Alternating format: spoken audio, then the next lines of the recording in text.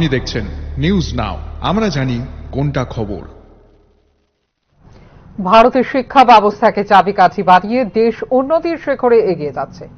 শিক্ষা যেখানে শ্রেষ্ঠ ভারত গড়ার ক্ষেত্রে গুরুত্বপূর্ণ ভূমিকা পালন করছে, সেখানে ত্রিপুরা রাজ্যের এক অঙ্গনওয়াড়ি সেন্টারে 2.5 মাস থেকে বন্ধ পঠন পাঠন।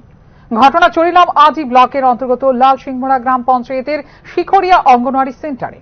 জানা গেছে, সেন্টারের সহায়িকা নিয়োগ সংক্রান্ত সমস্যা নিয়ে গ্রামবাসীরা এই অঙ্গনওয়াড়ি সেন্টারে তালা ঝুলিয়ে দেয়।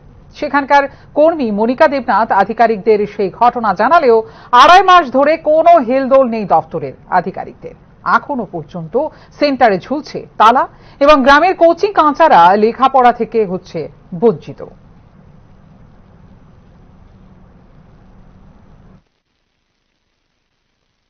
দিদিমণি সেন্টারটি খুলছেন না? সেন্টার তো আজকে প্রায় 2 মাসের উপর হইব বদ্ধ।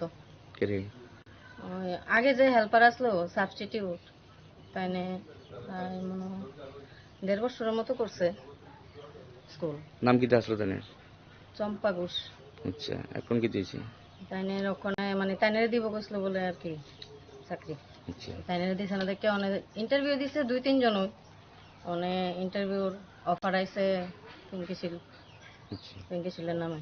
তারপরে তারা এসে যেদিন অফার আইছে, তারা পিঙ্কিশিল আইসে পরে তারা আইসে আয়া সেটা তারা গ্রামবাসী আর কাটা লইয়া সেটা আয়া সেটা তারা স্কুল তালা দিয়ে গেছে।